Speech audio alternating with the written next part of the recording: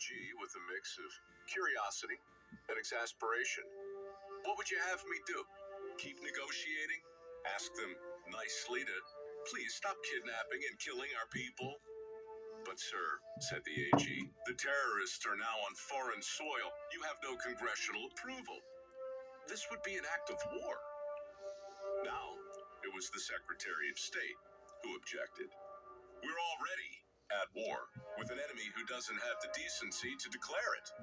And then to the president, he added, Mr. President, you are absolutely within your rights. The terrorists have made their bed. It's time they were made to lie in it. No, said the Attorney General. He's a president, not a dictator. It's the Congress who must decide. Have you not read the Constitution? The Secretary of State bristled. Yeah, I've read the Constitution. Several times, in fact. As his Attorney General and his Secretary of State continued to bicker, the president considered the portrait of George Washington hanging on the wall across the room. Congress had offered him a crown, once upon a time, the chance to be a king after his final term as president, and Washington had refused. How then would the father of our country fight state-sponsored terrorism today? How would he engage with Islamic extremists who had no code, who followed no rules, and attacked our people overseas?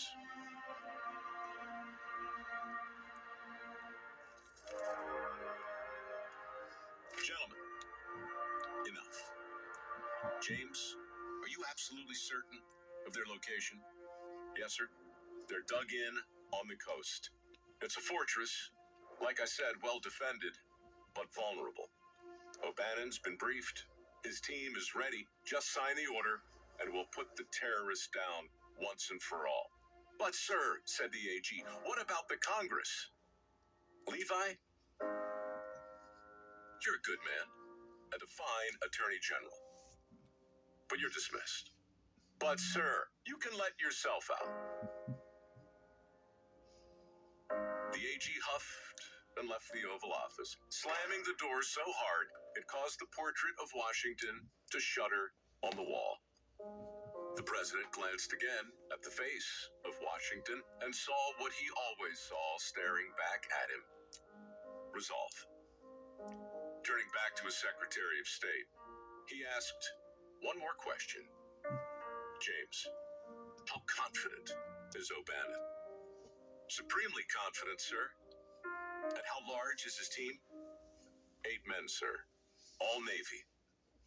So few, said the president. All hand-picked, said the secretary. All trained for land and sea operations. They are the best of the best. The president considered the situation one more time. A U.S. merchant ship was missing. 21 crewmen were being held hostage, and the Libyan consulate had been brazenly attacked. Enough was enough. Do it, James. Send in O'Bannon. Do it fast. Do it right. And keep it quiet. And with that, the President of the United States launched one of the most famous top-secret operations in naval history. It was a controversial decision, but when the dust settled, the President's actions were deemed constitutional, just as his Secretary of State predicted. And his Secretary of State would know. He had not only read the Constitution several times, he had written it not too long after the President had written the Declaration of Independence. Few people today remember Levi Lincoln, the Attorney General who opposed the covert mission. But you might recall President Thomas Jefferson and his Secretary of State, James Madison, the two elected officials who finally decided to stop negotiating with terrorists and start fighting back, which is precisely what they did, with a little help from an intrepid lieutenant named Presley O'Bannon and the small team of elite fighters under his command. 8 hand-picked warriors who prevailed in their first engagement on foreign soil, leading an assault force across a sprawling African desert to the shores of Tripoli, where they breached the walls of a mighty fortress and killed a gang of Islamic terrorists called the Barbary Pirates. So began America's War on Terror, with a covert action made possible by a small group of highly trained men who took an oath to fight for right and freedom and to keep their honor clean. The same group that's still at it today. The few, the proud, the Marines. That's the way I heard it.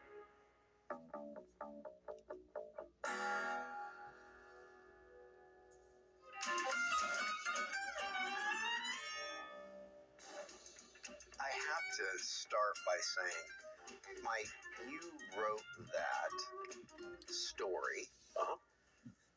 Our team put visuals on it, and we sit here somewhat speechless watching these things unfold. And where was your head at? What was going on with you? Where did this one come from? I used to go, I still do, to the Marine Corps Ball every year. They hold them all over the country. And in San Francisco, I knew some friends who organized it every year, and I would go. I just found it nourishing.